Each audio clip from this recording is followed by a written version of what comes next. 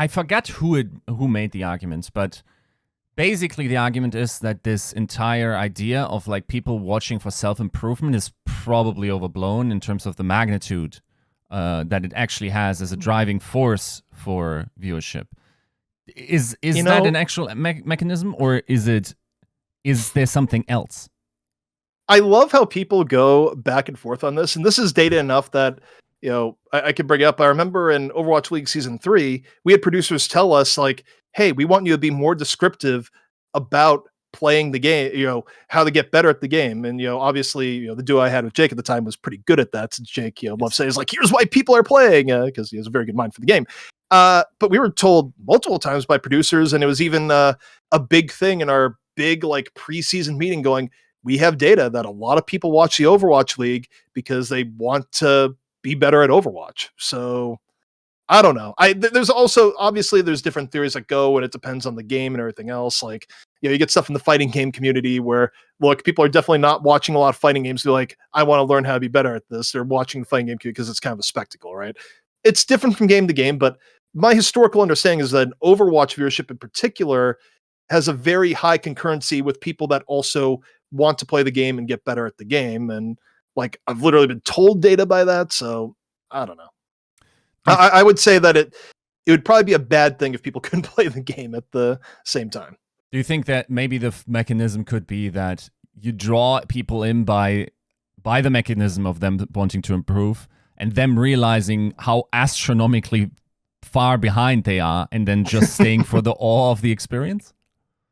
Yeah, I mean, that's definitely part of it. It's also kind of one of those things where, you look at a game and go, wow, Decay really took over that game with all these headshots. You know what? That looks fun. I'm going to go try in my game.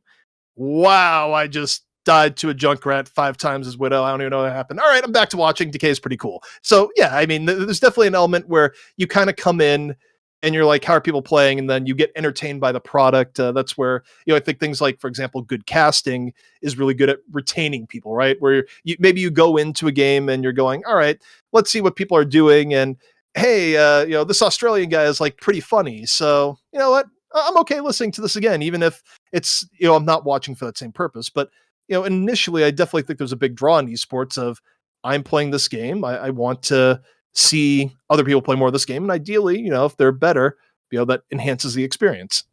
For sure. Now, I think for some metas, we've had issues with communicating that quality to the general player base. So I'm thinking, like, let's say you're playing GOATs. I think it's not immediately obvious to everyone why everyone on the server actually deserves to be there and is just like magnitudes upon magnitudes better than the average player. While it is very obvious in, let's say, Widow metas. Do you hope that this is something that will be, or do you think that is something that will be more true in Overwatch 2? I mean, I guess we'll see on the meta. I mean, the biggest thing, if you kind of look at the grand finals build for Overwatch 2, where, it's so hard to say because I was also like, yeah, it's pro players, but no one had any idea what they were doing. The thing about going to 5v5 is that you inherently make things a little bit more chaotic. So I'd almost wonder if the meta would be something more, along the lines of a pop-off meta where it's like, a good DPS goes in. But it's so hard to speculate without actually seeing it in play. But in theory, it would be harder for a GOAT-style thing to show up, especially because, like, the more MOBA-esque metas of Overwatch came from heavy tanks. Because tanks inherently, they have way higher time to kill, more emphasis on, ability management, ultimate management, whereas more DPS heavy metas, I mean, Widow just clicks ahead and they're gone type of thing. So, I would think with the one tank gameplay, in theory, it should be less MOBA-esque and more, FPS centered, but we'll see. Games can always evolve in ways that you never quite expect. Are you concerned that the one tank less makes it maybe more chaotic? Because, like, if we compare it to other FPS titles specifically, generally speaking, they're probably just like 2 firefights at most going on at the same time that the camera has to catch. And even that is rather rarely the case. Usually you can be on the guy that's currently in the firefight. Do you think that might become a problem if it gets very chaotic and we have both DPS on the flanks trying to get at the other's support backline? Yeah, I think it'll definitely be a challenge both for the observing crew and the casters at the time. Where as a caster, it's probably gonna be one of those things where you're gonna be more glued to health bars and to a degree the kill feed more than you'd like to be. Where you never really want to kill feed cast, but there's also the type thing casting where you have to recognize that someone went down. So if you're watching, two Cassidys fighting on a left flank, but then all of a sudden you see on the right flank that a Pharah won a Pharah duel, you got to pay respect to be like, okay, well, there's probably gonna be pressure coming in from the right because so and so won the Pharah duel, now coming back over, type of thing, right? So there's gonna a lot will depend on skill of casting almost. If it is that chaotic, to sort of act as a guide and keep people centered on what's going on and why it matters. Where that by the way is also an example of if you're using kill feed for info, you can always add a little bit extra, right? Where it's not just and the Pharah beat the other Pharah. It's like, well, the Pharah beat the other Pharah, and as a result, this is going to happen, type of deal. Not just kind of reading the UI. You always can add a little bit of extra value there. You brought me to a thing that. So I remember there was a sort of like they sort of expanded what the kill feed was showing. Suddenly you were able to see when a diva ate something and whatever. And that type of information is great when you're looking at the actual kill feed. But as a matter of like peripheral information gathering, let's say you're watching actually someone in first person, you're trying to actively cast what they're doing, and then in your peripheral version in the top you see, okay, like red bar shows up first, thus like kill happened for this team. That information of like the numbers game that's going on sort of went away as soon as we started introducing like Bob was killed or these types of informations where now it became entirely clear. Do you think we need a smart solution there on the UI front, or does the top help enough?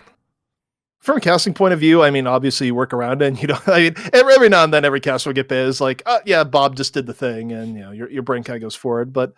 I guess that's debatable if it's too much UI info or not. I get that, it's kind of trying to be more descriptive to the players and all that. And you bring up a good point. That's like, is this as relevant as a kill? And the answer, of course, is no. It definitely is not. Now, a diva eating an ult, that's pretty impactful. I think that was definitely good to put in the kill feed, also because the in-game reaction to it, if you didn't see it happen, is also kind of, her voice line isn't always equally heard. So I think that's totally fair game to put up there. But some of the other stuff, maybe didn't need to be in the kill feed. But, I'll say this for Overwatch 2, if those are the arguments coming in, the game's in a real good state at that point, because that's lower on the totem pole. But I think it's a fair point, though, that there is probably a little bit of extra clutter there nowadays. In my mind, okay, so if I picture how to most accurately foretell how a fight is going to conclude, I'm probably looking at the player numbers on each team, and most of the time this will help me.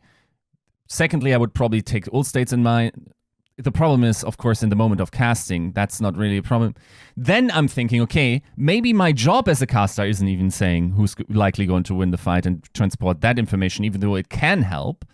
But maybe it is to really illustrate what kind of amazing play I see in first person. So what is your mind at? What are you actually trying to cast? Are you trying to like inform the audience of the likely outcome of the situation, or are you trying to hype the moment? It's really kind of both, depending on the situation, right? Where a way that you kind of do both, right, is that you're watching a player outside hit scan DPS and they get a huge pickoff, and it's important to be like, that's a pickoff. It's a 6v5 now, and ideally with the proper hyping up of the play. But it just depends, right, on what's going on. Where you also have the kind of anti-hype moments where you're watching a player in first person. It's like, wow, I got 2 pickoffs, but 2 moments before, 3 people died to a diva bomb or something on his team. And then you kind of look like a fool if you kind of go all in on the hype, or you're like, and what, 2 great shots there? It's like, yeah, but it doesn't matter. The fight's over. So you always want to hit kind of the right balance depending on the situation. There's no kind of hard and fast rule. It just kind of depends on what you're watching, and hopefully you get it right.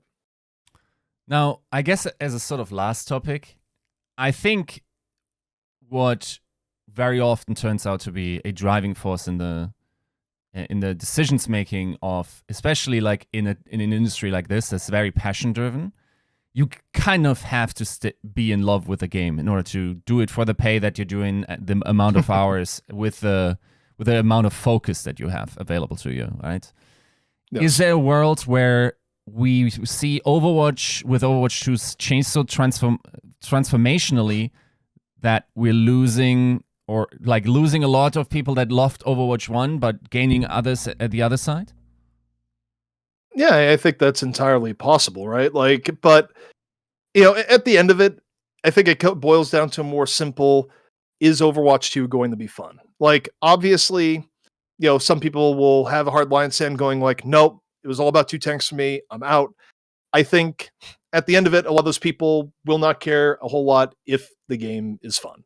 And that is the main question of all of it. Is the game going to be fun? And, ideally, you hope for the best and go like, yes, this is going to be a game that will be fun, but there's a lot of things changing. And Overwatch is a game that is kind of at times prone to getting in the metas that aren't super fun. And, from a player perspective too, players are going to be under a lot of stress because all these things have changed. And now, they find their careers in a tough spot where, it's kind of, they have to elevate themselves to circumstances, and players that, are in a tough spot will probably be more vocal and all that. But I don't, in terms of the wider audience, yeah, I think some people will probably drop off that liked Overwatch 1, but I think at the end of it, it doesn't matter so long as Overwatch 2 is, inherently a good game. Like I don't think there's gonna be too many purists that are like drawing lines of sand over it had to be this way or not. I think people will come up with all sorts of reasons why they play a game or don't play a game.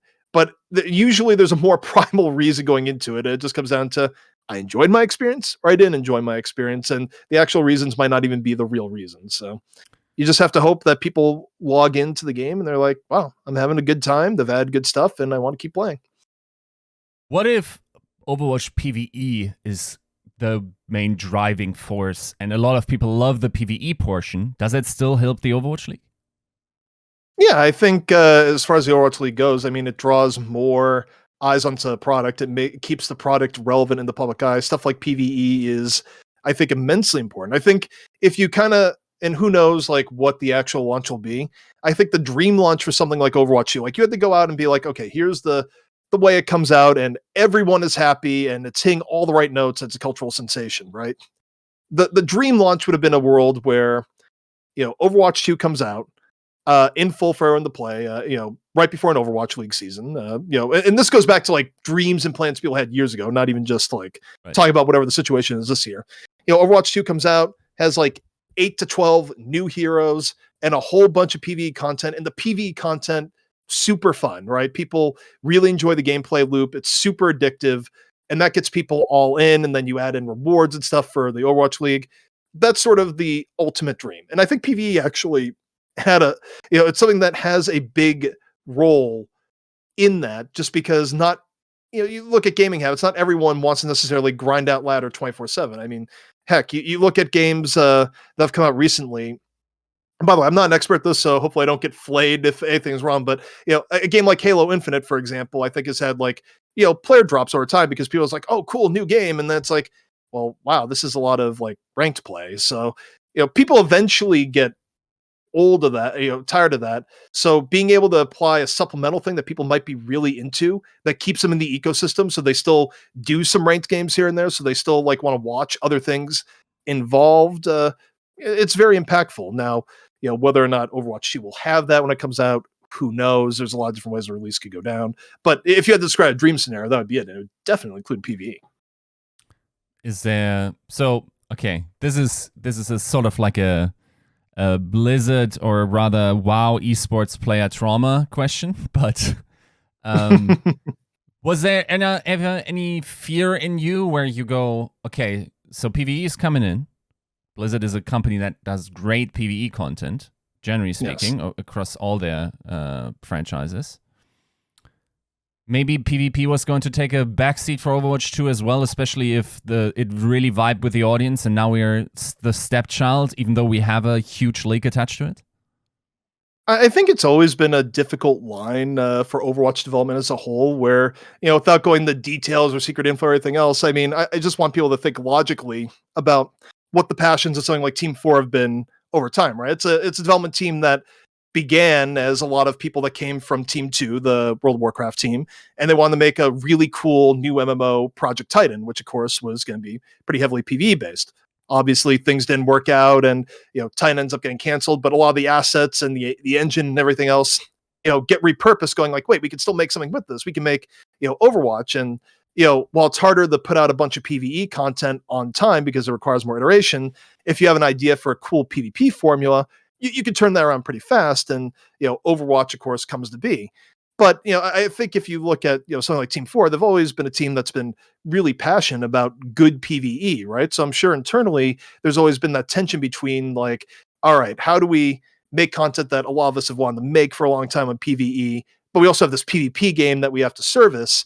And obviously, I think to a degree, if you're doing a lot of PvE stuff, they'll remove some resource and otherwise from the PvP, and balancing that isn't particularly easy. So kind of getting back to the basic question of, if you're focusing a lot on PvE, will it kind of remove some resources from PvP? Well, I think inherently yes. Even though game development is like pretty diverse, you have people in more specialized roles, there's probably a difference between a game that's all in on PvP live service and another game that's trying to do a little bit of both. Just, I think, obvious. Right. Now, thank you for the interview. We hope to see you back next year in the Overwatch League. Like, of course, like as you said, that's still very much up in the air. So consider this another notice given to the front office. And yeah, thanks again for the interview. Yeah, thank you so much for having me on.